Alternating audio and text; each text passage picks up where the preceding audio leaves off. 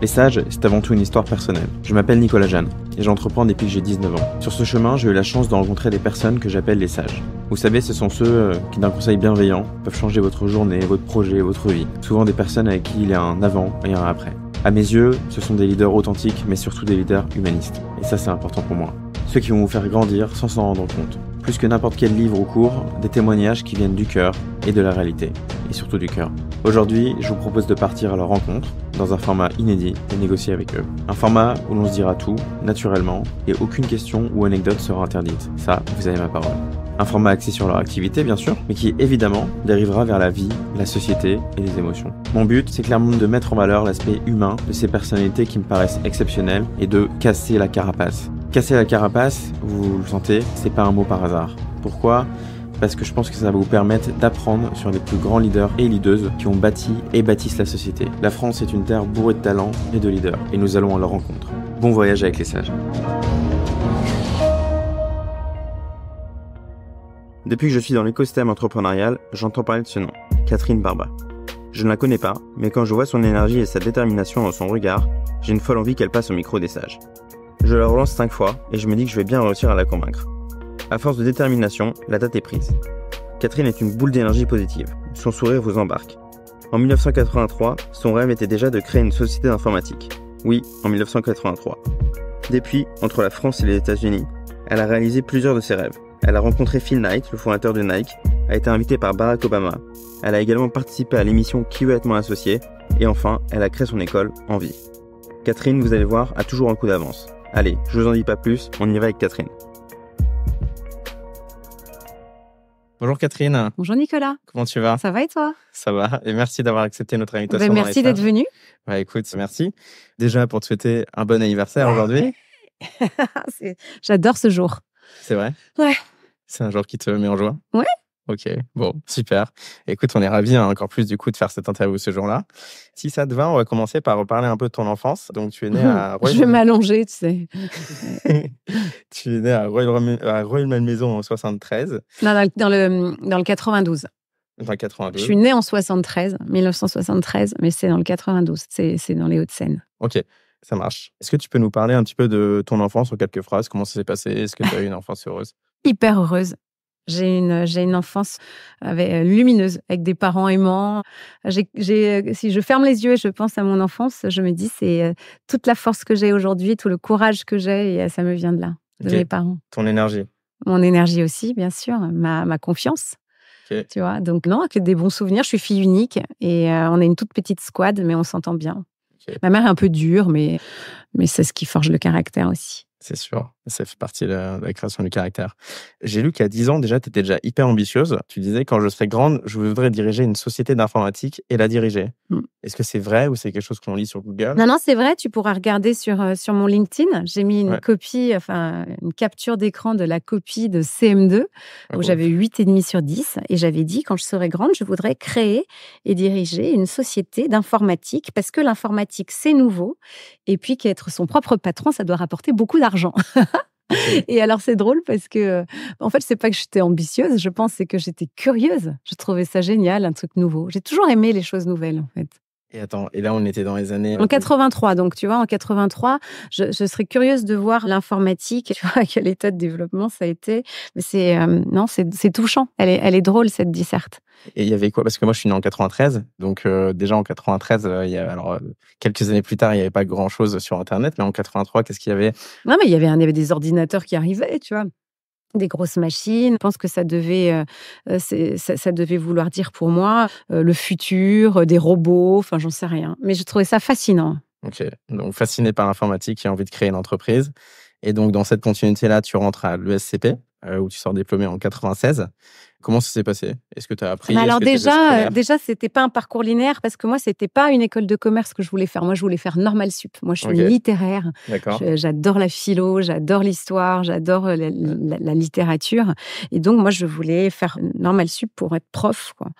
Et comme j'ai raté Normal, et que voilà, j'étais admissible à l'ESCP et à l'ESSEC, et j'ai passé les oraux de l'ESCP, et puis j'y suis allée, mais c'était pas mon but, tu vois. J'y suis allée par dépit, en fait, c'est dingue.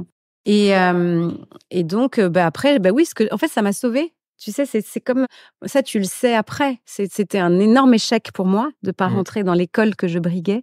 Mais c'est ce qui m'a sauvée parce que ça correspondait beaucoup plus à mon tempérament, tu vois, d'action, tourner vers, vers l'action. Donc, et puis, qu'est-ce que j'ai appris? Les fondamentaux. Tu n'apprends pas énormément de trucs en école de commerce non plus, quand même. Hein. Tu apprends beaucoup plus sur le terrain. Mais je me suis fait un chouette réseau, j'ai voyagé, j'ai découvert les États-Unis et je me suis fait des amis pour la vie. Ok. Et donc, par rapport à cette envie d'aller à Normal Sup avant, c'était, tu penses, ça venait d'où? C'était un projet que tu avais depuis longtemps? Tu étais littéraire, tu disais? Non, mais moi, je suis, tu sais, ça te parle, moi, je suis un pur produit de la méritocratie. Et donc, dans ma famille, on m'a toujours dit, tu t'élèveras par le travail, tu t'élèveras par l'école et sois quelqu'un d'indépendant financièrement. Et donc, on m'a beaucoup poussée, mes parents m'ont beaucoup poussée. Et donc, pour moi qui étais une très bonne élève, la voie royale, c'est tu fais un bac maths, je sais plus comment ça s'appelle aujourd'hui, ça n'a plus de nom, mais après, tu fais une prépa, après, tu fais une grande école. Enfin, moi, j'étais le petit cheval de course, quoi. Et quand, en terminale, des gens sont venus parler de l'hypocagne et de la cagne, je me suis dit, mais c'est génial, ça m'a fasciné le programme. Ça t'a passionné. Et mes parents ne connaissaient pas du tout, ne savaient pas ce que c'était, mais je regrette pas du tout. Donc ça, c'était hyper structurant, cette classe prépa. C'est tellement dur, mais ça m'a donné cette capacité de boulot énorme que j'ai. Et puis la façon de structurer ta pensée, quoi, et de bien écrire. Et puis, hyper complémentaire avec le côté plus pratique de l'école de commerce. Okay. Tu vois, donc, tu as fait Guillaume classe prépa et après CP. Voilà. Ok. Et donc, en sortie d'études, tu fais une rencontre exceptionnelle qui change un peu ta vie. Une dame qui s'appelle Viviane Pratt. Ouais, la fée Viviane. Ouais. La fée Viviane. C'est qui cette dame pour toi? Et moi, j'ai lu quelque chose qui m'a fait sourire, que tu lui avais dit. Non, c'est elle qui t'a dit, pardon. C'est bien votre machin là, Catherine. Vous avez l'air débrouillarde. Oui, en fait, je fais un mémoire de fin d'études sur Internet, qui est à peine naissant à cette époque, et parce que j'avais passé quelques mois aux États-Unis avant. Et c'est mon mémoire de fin d'études, c'est aussi un concours que j'avais fait, et je gagne le premier prix de ce concours. Et Viviane, c'est la présidente du jury. Et donc, elle lit mon truc et elle dit, tiens, Internet, elle dirige une agence média. Donc, c'est une société qui achète de l'espace publicitaire en presse, affichage, TV, radio. Et il n'y avait pas Internet. Internet arrivait. Elle dit, tiens, elle a l'air débrouillarde, celle-ci, on va la mettre tête du département qui va acheter la pub sur Internet. Donc, j'ai été propulsée grâce à ce mémoire et à ce concours gagné vers mon premier job. Est-ce que tu dirais que c'était ta première mentor ou ton premier coup de cœur professionnel? Ah oui, elle m'a. Je voyais. Donc, tu vois, la première personne dirigeante à laquelle j'ai été confrontée, c'était une femme. Je me suis pas. C'est pas inconsciemment, j'ai dû me dire, c'est possible. Tu vois, c'est vrai que tu deviens ce que tu vois aussi. Hein. Et donc, cette femme qui dirigeait tout de main de maître, un tout petit bout de femme, mais avec un drive de fou. Donc, je la suivais partout comme un toutou. J'avais pas très bien compris que c'était la présidente, en fait.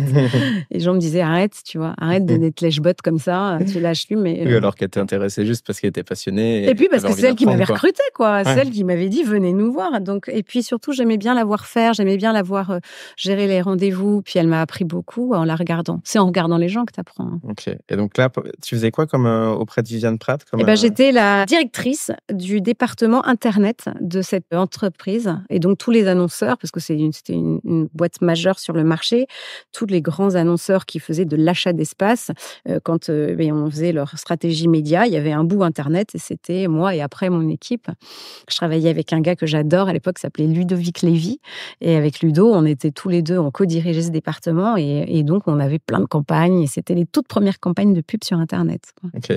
Et donc dans ce cadre de cette expérience, en 99, tu rencontres Marc Simoncini et Thierry de Passemard, qui sont des clients. C'est ça, oui. Moi, donc, quand j'achète de la pub sur Internet, et donc un jour, j'achète pour un client, j'achète une grosse campagne de pub sur un site qui s'appelle eFrance, parce qu'il est dans le top 10 des sites français. Et pour me remercier, il m'invite à déjeuner, tu vois, pour faire connaissance, ça se fait, quoi.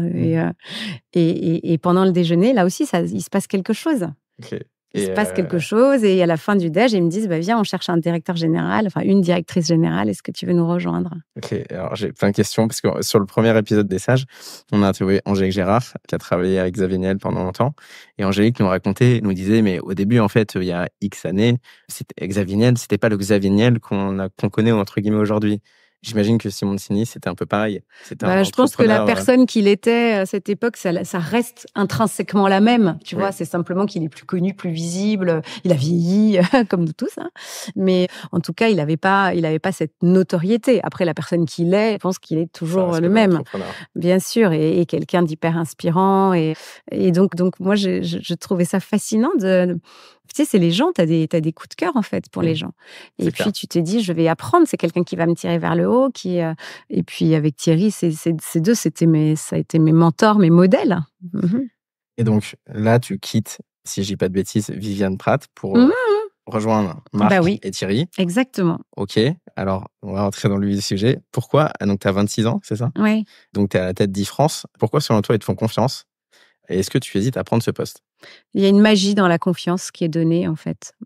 Tu vois, tu rencontres quelqu'un qui te regarde avec confiance et tu sais pas pourquoi. Et toi, tu te hisses à la hauteur de cette confiance et tu te découvres capable de faire des choses. Et moi, ils m'ont donné c'est un cadeau qu'ils m'ont fait. Après, je pense que c'était aussi parce qu'ils se disaient, Catherine, pendant 3 ans, elle a travaillé avec plein de marques, d'annonceurs, de retailers, de toutes les... et ces gens-là, donc ils achetaient de la pub et c'était le modèle économique d'e-France. Tu vois, e-France, c'était un site qui hébergeait des pages perso, des blogs. Et soit les gens payaient pour pas avoir de pub, soit il y avait de la pub. Donc forcément, j'avais quand même 3 ans d'expérience. Ils se disaient, elle va aller les rencontrer, elle va utiliser son réseau. Donc, je pense que même si j'avais 26 ans, j'avais 3 ans d'expérience. Et puis, peut-être parce que après, les gens s'entendent bien et tu sens que tu vas fitter d'un point de vue de caractère. Okay. Et donc, j'ai pas hésité, non, pas du tout. En fait, j'ai hésité parce que j'avais peur d'être déloyale à l'endroit de Viviane, qui était quelqu'un que j'admirais beaucoup, mais c'était mon histoire. J'ai hyper flippé de lui présenter ma démission, mais c'était mon histoire. Elle a bien fait. Elle a demandé à les rencontrer, comme un chaperon. C'est drôle, hein. Elle m'a dit, c'est quoi cette histoire? Elle m'a dit, si tu veux faire quoi? Tu veux créer ta boîte? J'investis. C'est quoi ton projet? J'ai dit, mais non, je crois que Viviane, j'ai envie d'aller travailler avec eux dans leur aventure. Je crois que je lui ai fait de la peine, hein. Mais c'est la vie, hein. Ouais. Et elle les a vus, ils avaient fait un entretien, non mais sérieux. Et à la fin, elle m'a dit, OK, tu peux y aller, quoi. J'avais son accord. OK. Et donc, 26 ans, on est en 99. Aujourd'hui, on milite un peu tous pour l'entrepreneuriat féminin, pour équilibrer les choses. Mais là, en 99, tu prends la direction d'une boîte en tant que femme. Comment ça se passe? Comment ça se passe? C'est hyper précurseur. C'est super. Mais est-ce que tu t'es confronté à des difficultés particulières? Mais non, mais quand t'es plongé dans quelque chose, tu prends pas ce recul pour analyser. Alors, je suis une femme, je suis pas une femme, c'est important. Enfin, je veux dire, t'es là, tu fais, quoi. Tu vois, t'es dans l'action. Hein. T'es pas tellement dans... Donc, il y avait pas beaucoup de nanas qui faisaient ça, c'est vrai. Mais enfin, moi, j'avais vu Viviane Pratt, donc pour moi, c'était possible. Oui, c'est vrai, t'as déjà un exemple. Donc, je me pose pas de questions, en fait. Hein. Moi, je dissous l'angoisse dans l'action. Hein. Je suis pas tellement, tu vois, en train de... Ouais, okay. Vraiment. Super. Ça me réussit. 3 ans plus tard, du coup, l'entreprise est vendue à Vivendi pour un peu plus d'1 milliard de francs, parce qu'on était encore en France. Mais c'est ça, c'est des temps immémoriaux. Ouais. Et donc, maintenant, tu fais une première vente de boîte avec une due diligence, etc. Oui, j'ai des BSPCE et ça me change la vie. Okay. Carrément, je change de braquet, quoi. Ça te change la vie en termes d'expérience aussi? Financièrement, oui, je deviens riche. Ouais. Et puis, je change... Et c'est ça, je crois, qui m'a fait devenir entrepreneur. En fait, qui m'a fait oser franchir le pas. Tu vois? J'aime bien raconter ça parce que c'est un point de vue tellement différent. Chanty Barrel de Chanty Biscuit. J'écrivais un jour, je ne sais plus si on s'écrivait ou on se parlait. Je disais, moi, si j'avais pas eu ce matelas financier, j'aurais jamais fait le pas parce que je me disais, si ça foire, au moins, j'ai de quoi voir venir. Et elle me dit, mais moi, c'est tout l'inverse. Moi, c'est parce que j'avais rien de rien que j'y suis allée parce que j'ai rien à perdre. C'est drôle, hein. Et moi, j'aurais peut-être pas eu... Bon, vrai, tu refais pas l'histoire, hein, mais je l'aurais peut-être pas fait, quoi. Ok. Donc là, ça y est, tu te lances dans l'entrepreneuriat. Ouais, voilà, je me dis, c'est bon, j'ai des sous, je peux y aller, je peux imiter mes mentors, je vais faire comme eux parce que j'avais vraiment envie de les imiter, quoi. Puis j'avais pas peur. Donc voilà, c'est là que je me dis, tiens, je vais créer un site de cashback. Tu sais, à l'époque, l'achat en ligne, c'est vraiment, c'est pas un monde merveilleux, hein, c'est un monde d'angoisse. Mettre sa carte bancaire sur le réseau, oh là là, c'est dangereux. Et donc, je me suis dit, comment faire pour encourager les gens à acheter en ligne? Parce que les enseignes de la distribution, c'était beaucoup les clients qu'on avait chez OMD et chez e-France. Et je me suis dit, tiens, pour les encourager l'achat en ligne, on va appliquer un système qui existe déjà aux États-Unis, qui est le cashback. T'achètes et tu gagnes de l'argent. Okay. Et c'est ça, Cash Store, c'est ma première boîte. Ok. Dans les sages, on aime bien faire des petits parallèles aussi avec la vie perso. À ce moment-là, tu es en congé mat, c'est ça? À ce moment-là, je suis enceinte, exactement. Et donc, c'est pour ça, c'est marrant de... Ouais, donc c'était le bon moment pour préparer autre chose, en fait, aussi. Hein. Okay. Et donc, j'accouche de 2 enfants, finalement, en même temps, mon projet et ma fille. Okay. Et mon mari qui avait sa boîte aussi. Donc, on a des triplés, quoi. Le truc de fou. Ok. Une période intense, mais passionnante. Ah non, très affreux. Il faut pas faire ça. Faut pas jamais. Pas faire ça, jamais. N'y allez pas. C'est trop dur. C'est dur parce que tu peux pas tout bien faire. Et puis un enfant, ça nécessite quand même que tu lui donnes toute ton attention. Ta boîte, ça t'occupe du matin au soir à 4000%. Ta famille aussi. Donc pour purée, c'est un peu sportif. Ton enfant faisait ses nuits? Ben non, évidemment. Sinon, c'est pas évidemment. Et la première chose qu'elle a faite quand elle a commencé à marcher, elle a pris mon ordinateur, elle l'a foutu par terre pour le casser. Voilà. Ouais. Ça voulait quand même dire ce que ça voulait dire. Ok. Quelques années plus tard, tu décides de tout vendre et après de partir quelques mois aux États-Unis, c'est ça? C'est l'heure de remercier notre partenaire Oslo, sans qui ce podcast ne serait pas possible malheureusement. Oslo, c'est un cabinet d'avocats à taille humaine, dirigé par Edouard Wells et Marion Fabre, que je connais personnellement depuis plus de 10 ans. Il est composé d'une équipe l'idée par Edouard et Marion, qui est issue de cabinets d'affaires de premier plan. Mais surtout, au-delà de la qualité de leurs prestations juridiques, ce que j'aime chez Oslo, c'est leur engagement pour un droit un peu différent. Sur leur description, ils mettent « Nous accordons une importance particulière aux qualités humaines et relationnelles, tout particulièrement au respect, à la simplicité, à l'humilité et à l'élégance. » Ça pourrait paraître bullshit comme ça, mais pour bien les connaître, je peux vous assurer que ça se ressent vraiment. Et pour preuve, ils ont accepté de sponsoriser ce podcast dès sa création. Ils offrent 1 heure de conseils juridiques avec le code Les Sages. Et je mettrai leurs coordonnées dans la description du podcast. Allez, on y retourne. En fait, ce qui s'est passé, c'est que donc j'ai développé cette boîte de cashback qui ne se développait absolument pas comme c'était prévu sur le papier. Ouais. J'avais pas fait de levée, et puis j'avais pas compris que une marque B2C, la croissance organique, elle est très très lente. Je veux dire, si tu veux vraiment installer une marque, il faut des moyens, Donc la croissance est très lente, mais comme je suis ingénieuse et puis j'arrive à faire de la communication avec un coût d'acquisition zéro, donc en pub, en visibilité, en RP, tout ça, dans les médias, on arrive à 500 000 utilisateurs de ce truc de cashback sans avoir dépensé d'argent. Okay. Et avec un taux de conversion assez mauvais, donc on fait des petits revenus, mais néanmoins, je me dis, qu'est-ce que je peux faire pour améliorer ces revenus qui sont pas à la hauteur de mes espérances. Et en fait, le modèle, c'est que les gens allaient sur CashStore. Par exemple, toi, tu allais sur CashStore, tu allais faire un achat sur le site de, LDLC. Si quand tu partais de CashStore et que tu allais sur LDLC et que tu faisais un achat avec une mécanique d'une complexité inouïe, bref, tu gagnais de l'argent. LDLC me donnait une commission d'apporteur d'affaires et je la partageais avec toi. Sauf que le taux de conversion sur les sites e-commerce à l'époque, c'était pitoyable. Et en fait, c'était à moins d'1%. Donc, j'envoyais quand même un certain trafic sur ces sites, mais ça ne convertissait pas en vente. Et donc, je me suis dit, je vais faire une autre activité qui est améliorer la conversion sur un site e-commerce. Et donc, j'ai eu un premier client avec qui j'ai inventé une méthodologie et ça a marché. J'ai eu un deuxième client, un troisième. En fait, cette activité de conseil qui était en parallèle de mon activité cashback B2C, elle marchait bien, même mieux, tu vois. Et à un moment, j'ai vendu les deux. Il y a une opportunité pour vendre CashStore à mon principal concurrent et une opportunité pour vendre Malinea à VP parce qu'il faut faire vente privée conseil. Donc, en fait, j'ai eu de la chance aussi, tu sais. Mais c'est comme toi, hein, comme nous tous. C'est la chance des rencontres et les momentum. Il y a des moments, les planètes s'alignent. Et donc là, à nouveau, je me dis, ça va être quoi la suite? Et c'est là qu'on est parti aux États-Unis avec mon mari et ma fille. Ok, une envie de découvrir un nouvel écosystème. En fait, c'est pas ça. Tu sais, quand j'étais en école de commerce, j'avais fait quelques mois à New York et j'avais adoré cette ville. Je m'étais dit un jour, quand je serai grande, j'y habiterai. Je vivrai aux US. Tu vois. Et moi, j'ai réalisé beaucoup de mes rêves, en fait. Okay. Et je rêvais d'habiter une maison, un appartement devant la Tour Eiffel. Je rêvais de vivre à New York. Et donc, je me dis, c'est chouette. Ok. J'en ai encore plein. J'en ai encore plein. New York, pas SF. Ouais, New York. Et on a vécu 5 ans là-bas. Ok.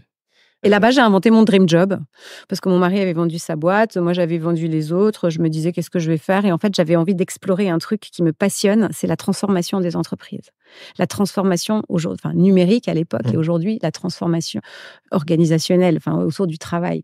Et donc je suis fascinée par qu'est-ce qui te rend une grande organisation capable de se transformer, de changer. Et donc, j'étais allée interviewer tout un tas de patrons de grosses boîtes là-bas, des gens hyper connus qui d'ailleurs sont très dispo. Hein. Et donc, tout ce savoir que j'accumulais en me disant, tiens, quand il y a tel élément, alors la société se transforme, voyons si ça peut s'adapter sur la France. Et tout ce savoir, je le partageais en faisant des conférences. Okay. Et puis, en travaillant avec des comex. C'était vraiment chouette. Je partageais ce que j'apprenais. Ok, donc une nouvelle boîte passionnante pour toi. Ouais, c'est un observatoire, en fait, ça s'appelait Peps Lab, sur la transformation du commerce. Ok, super. Dans les anecdotes que j'ai lues, que je voulais partager avec toi, tu as fait un voyage d'entrepreneur sponsorisé par Obama. Un truc de fou. C'est quoi cette histoire? Eh ben, je sais plus à quel moment c'était. Je crois que j'étais encore chez VP. Je reçois un message du département d'État américain, genre signé de Barack Obama, un truc de fou, quoi, qui dit « Vous êtes invité à un voyage d'entrepreneurs, 50 autres entrepreneurs du monde entier pendant 3 semaines aux États-Unis. » Donc, c'est un mail que tu reçois? Ouais, je reçois un mail. Et, un matin, comme ça? Oui, et donc je pense que c'est une blague, je sais pas. C'est un fake. Et bah oui, je me dis, c'est quoi ce truc? Et finalement, quelqu'un m'appelle, l'ambassade, etc. Et finalement, je suis partie avec... On était en fait une trentaine d'entrepreneurs de tous les pays du monde. Et dans chaque pays, il y avait un entrepreneur. Il se trouve que c'était moi pour la France. Et c'était un truc sur entrepreneuriat et innovation. Et donc, on a fait tout un tour des États-Unis. On est allé rencontrer les pouvoirs publics.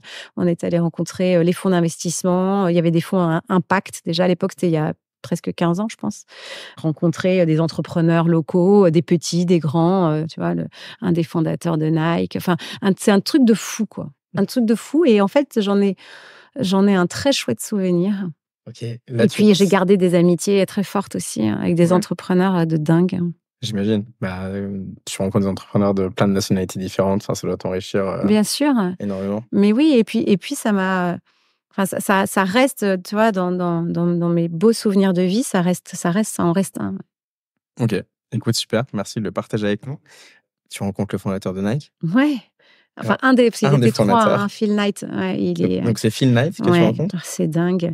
À Portland. J'adore cette ville. Je me voyais bien y habiter à un moment, sauf qu'il pleut trop là-bas. Mais tu vois, c'est fou, quoi. Là. C'est une légende. Il est comment, ce gars? C'est un vieux monsieur. C'était un vieux monsieur. Je ne sais pas s'il est toujours vivant. Et j'avais lu sa bio et tout.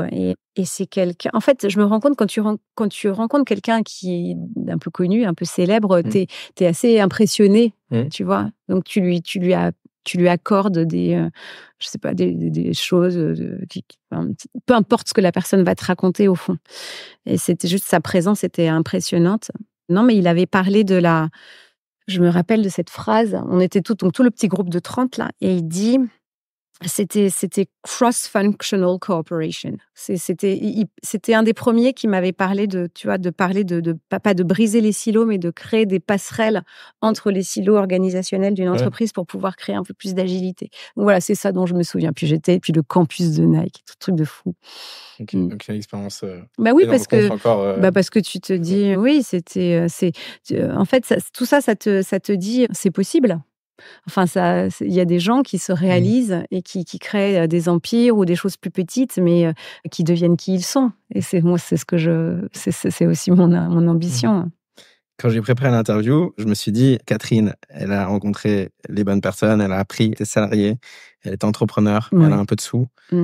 T'as jamais eu envie de monter une start-up au sens classique du terme, tu vois, avec énormément d'ambition et potentiellement faire une licorne? C'est quelque chose qui t'a animé un jour ou pas? Pas du tout. Non, mais c'est drôle, en fait. Et c'est pas... Peut-être parce que je suis pas tech. Je n'ai pas un background tech. Moi, je suis convaincue d'un truc, c'est que si tu as cette ambition-là, mais peut-être à tort, mais si tu as cette ambition-là, il vaut mieux toi-même avoir vraiment les clés du camion, quoi. Parce que c'est quelque chose... Ou alors d'être associé avec quelqu'un qui est ton frère, ton semblable, un ami, à la vie, à la mort. Enfin, je sais pas, c'est ton associé tech. Mais moi, je n'aurais pas fait parce que je me sentais moins légitime, quoi. Et puis peut-être parce que, tu sais, quand tu crées une entreprise, ce qui fait que ça marche, c'est que tu réponds adéquatement à un besoin. C'est que tu vois un besoin, et ce besoin, tu te dis, attends, il est adressé, non, oui, pas bien, pourquoi? Et moi, est-ce que je pourrais le faire mieux que les autres? Et donc, qu'est-ce qui, dans mes compétences, mon histoire, mes succès, fait que je suis la bonne personne pour ça? Un truc de tech énorme, licorne, tu vois.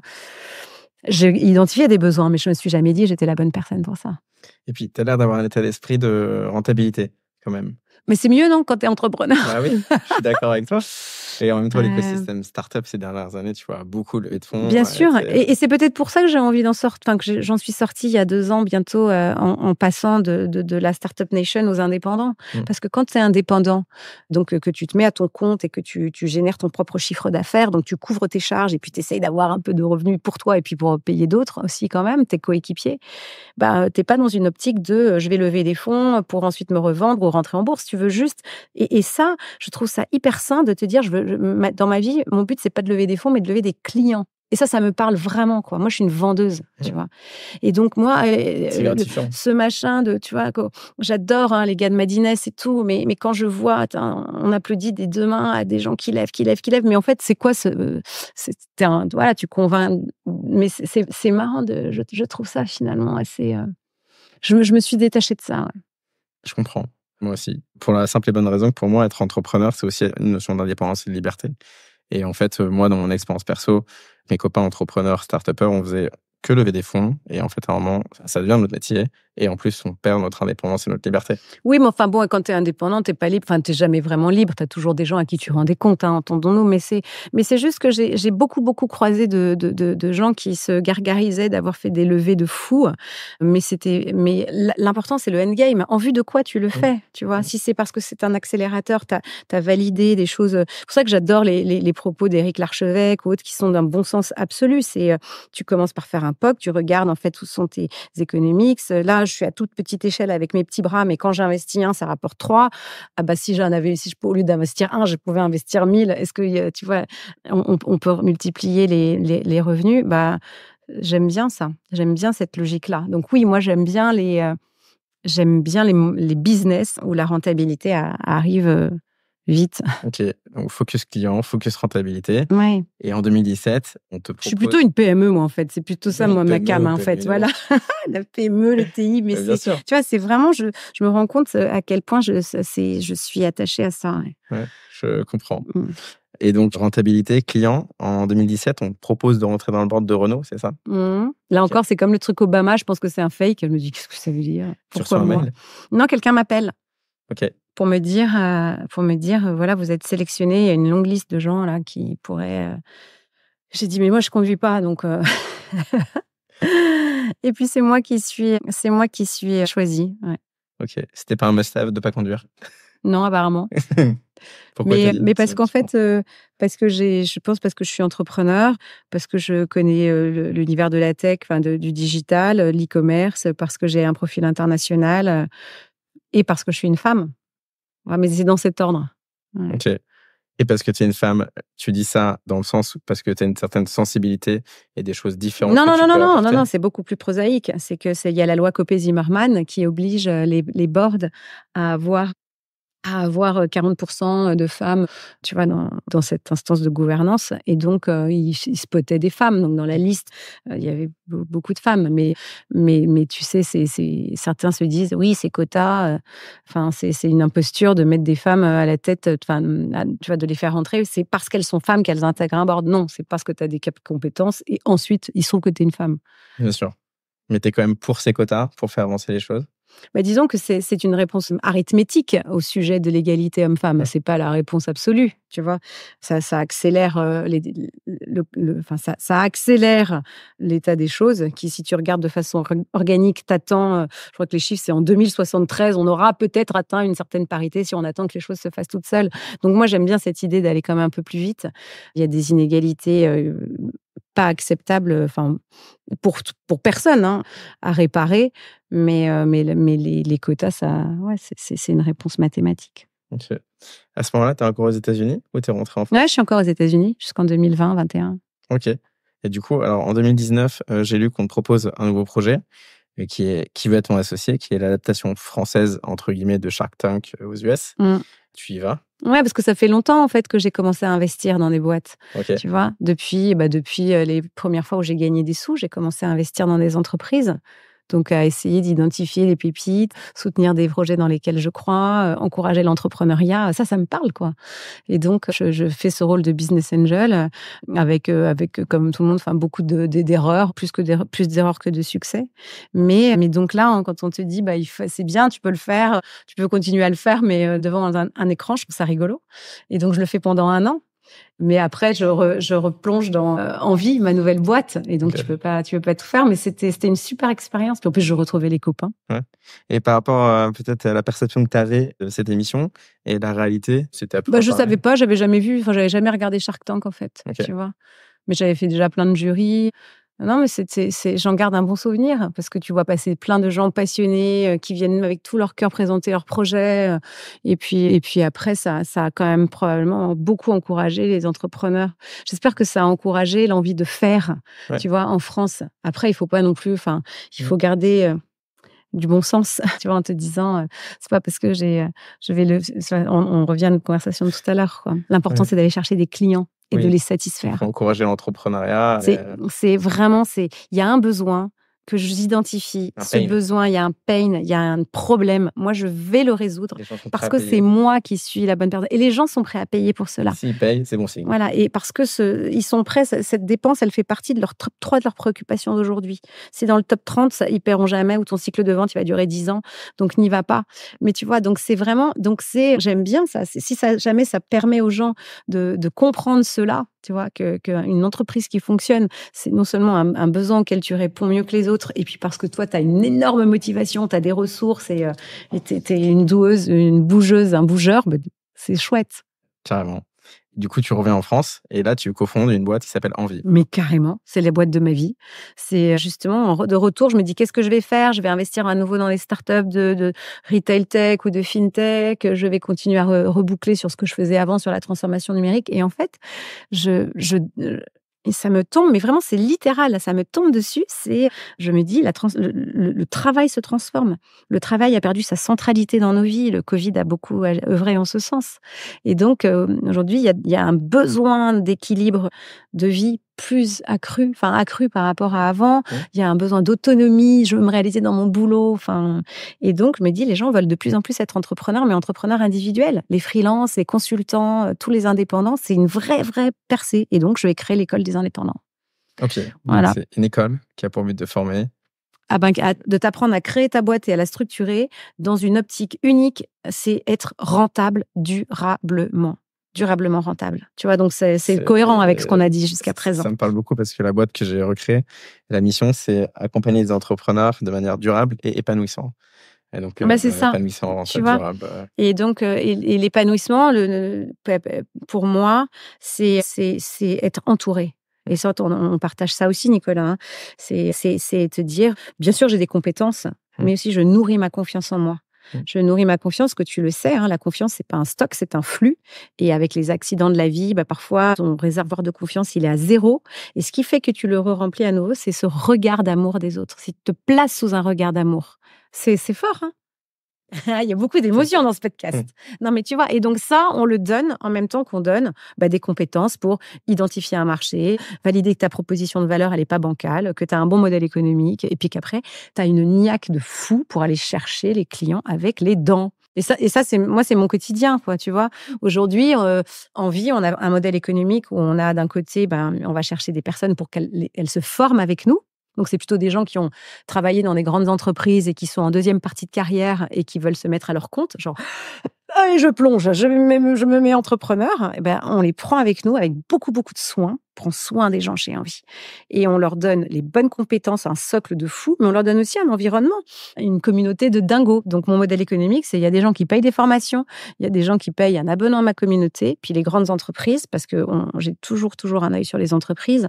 C'est bien, tu vois, moi, je suis un connecteur entre ces deux mondes. Eh bien, elles payent sur le Future of Work, c'est comment j'expérimente tout ce qui change dans mon organisation avec d'autres. Et donc, pour aller chercher des sous sur ces 3 leviers, je peux te dire qu'il faut vraiment de la niaque, quoi.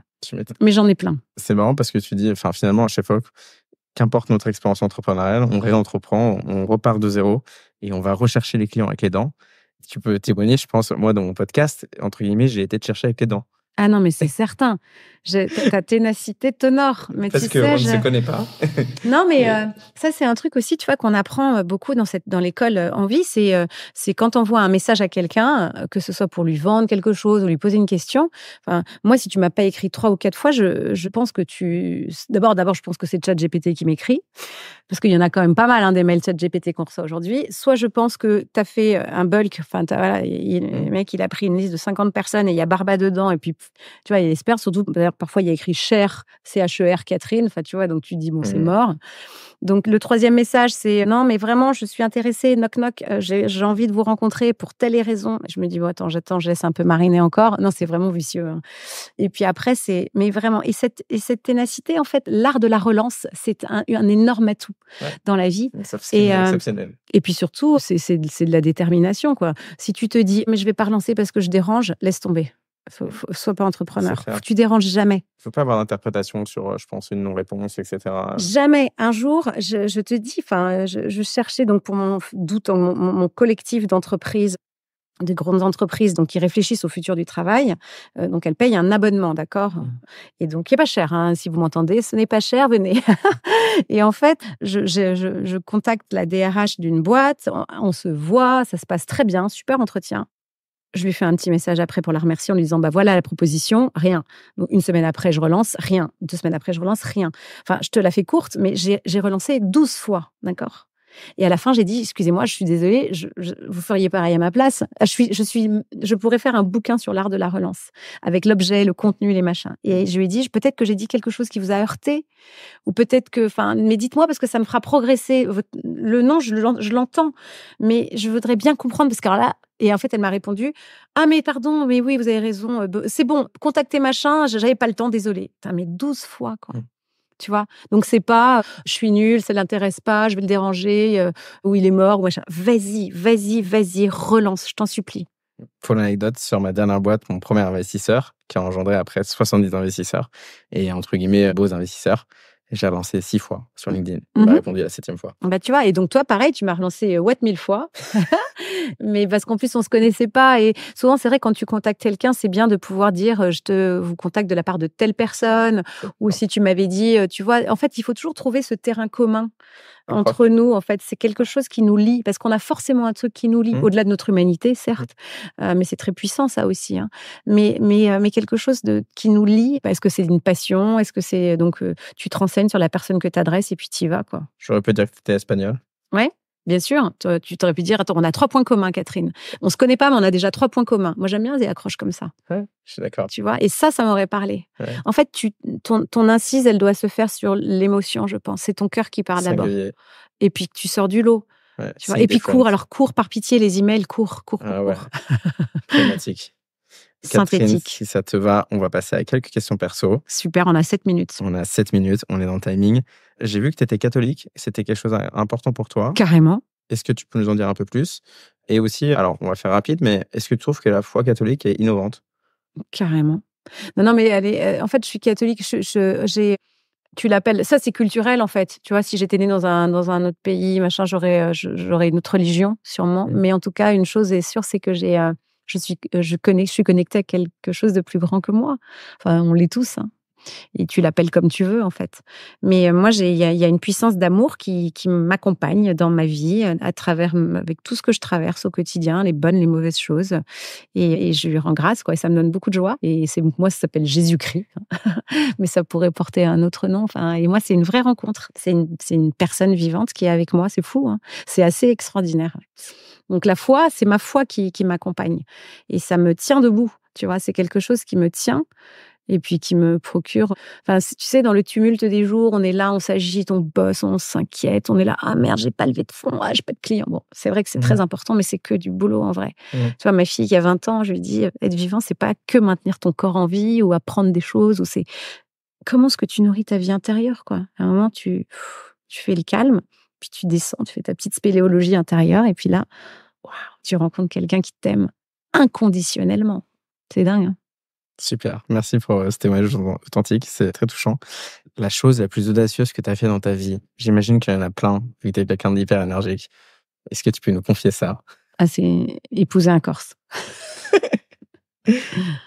C'est ça, c'est très audacieux. Aussi non, tu es d'origine espagnole, mais des attachements à la Corse ou... Ah non, j'ai épousé un Corse. C'est la chose la plus audacieuse que j'ai faite dans ma vie, ouais. C'est clair. Pourquoi? Parce que le mariage, c'est très audacieux. Très audacieux. C'est une aventure. Hein. Tu fais comme le pari que pendant 50 ans, tu vas, alors que tu vas devenir quelqu'un d'autre et l'autre aussi, tu vas continuer à faire le chemin à côté et t'aimer. Waouh, c'est une sacrée. À côté du mariage, les entreprises, mais c'est très simple. Hein. C'est très facile. Mais il y a que les choses qui durent qui méritent d'être vécues. Prendre la valeur, je trouve aussi. Si tu fermes les yeux, t'es pas obligé. Si, alors tu me dis, Si tu fermes les yeux, tu te rappelles Catherine, sortant de l'ESCP, qui rencontre Viviane Pratt. Et aujourd'hui, Catherine, qu'est-ce que tu lui dirais? Qu'est-ce que tu penses de ta carrière, de ton parcours? Oh, tu vas kiffer ta vie, ma fille. Ça va être trop bien. Vas-y, ne regrette rien. Non, mais vas-y, quoi. Et ne perds pas une occasion de dire aux gens que t'aimes, que tu les aimes. Et puis, n'aie pas peur. Ça va bien se passer. Ok. 3 conseils à donner à des jeunes entrepreneurs? Alors, d'abord, viens chez Envie. Hein. Tu viens te former chez Envie et fis ça. non, mais sauf si tu veux faire une start-up. Mais si tu veux être à ton compte et être indépendant et que tu veux que ta boîte... les bases d'une boîte rentable. Les bases d'une boîte rentable et aller choper la power patate, mais viens chez moi, viens chez Envie. Premier conseil. Le deuxième conseil, c'est aider un mentor, des mentors, un board, enfin, tu vois, des gens autour de toi qui vont te permettre d'avoir ce ping-pong intellectuel ou te permettre de regarder, d'avoir un regard de côté sur ton business parce qu'on ne fait rien tout seul. Hein, ça, c'est un poncif, mais tout ce que tu vas faire, c'est grâce, par, pour, avec les autres. Donc, entoure-toi bien, choisis bien, quoi, tu vois. Et puis prends du plaisir. Essaye de prendre du plaisir, tu vois. Il y a une totale absurdité du monde, de la violence du monde aujourd'hui. Et il y a vraiment beaucoup de raisons de pleurer, mais ose la joie. Super, merci pour tes mots. 2 dernières questions. Une chose que j'ai lue qui m'a fait sourire. Ta mère, le jour de ton mariage, donc tu m'as dit que c'était quelque chose de très osé, avec un monsieur qui est corse, qui n'est pas loin dans la pièce, je l'entends. Ta mère t'a donné un conseil qui m'a fait beaucoup rire. Ah oui, c'était hyper oulala. Elle m'a dit, ma chérie, si tu veux que ton mariage marche toute la vie, il faut que tu t'entendes avec ton mari à la verticale et à l'horizontale. Et on doit le comprendre comme on doit le comprendre. Voilà, et j'ai dit, super, je vais mettre ça en application, maman, t'inquiète. Et ça marche bien? Oui, c'est bien, ça se passe bien, et toi? Je pense que ça va. Non, mais c'est un très, très bon conseil. Et elle m'a aussi dit, fais-lui des bons petits plats. Ok. J'adore cuisiner. Merci beaucoup, Catherine. Dernière question, qu'est-ce que je peux te souhaiter? Qu'est-ce que tu peux me souhaiter? Des rêves à n'en plus finir et l'envie furieuse d'en réaliser quelques-uns. Ok, merci beaucoup d'avoir accepté l'invitation. Bravo! Merci beaucoup pour votre écoute. C'est déjà le 6e épisode des Sages qui se termine. Et chaque semaine, on expose des compteurs et pour ça, je voudrais vous dire merci. Si vous avez appris lors de cet épisode, sachez que vous pouvez nous soutenir. Je vais donc vous donner aujourd'hui 2 manières de le faire. La première, je vous invite à parler des Sages à 3 amis, 3 collègues qui pourraient s'enrichir lors de nos épisodes. La seconde, c'est toujours la même, ça nous permet de remonter dans les classements. Je vous invite à vous abonner et à laisser 5 étoiles sur votre plateforme d'écoute préférée. Vous faites partie de ceux qui restent jusqu'au bout et pour ça, je voudrais vous remercier et donc vous révéler le nom des 2 prochains invités sur les Sages. En 7e épisode, nous aurons Brigitte Gauthier, qui est la cofondatrice de L214, une association de lutte pour la cause animale en France. Et en 8e épisode, nous recevrons Guillaume Lemannery, qui est le fondateur de H2O at Home, un groupe qui fait presque 100 millions d'euros de chiffre d'affaires et qui est précurseur sur l'écologie. Encore merci et à bientôt.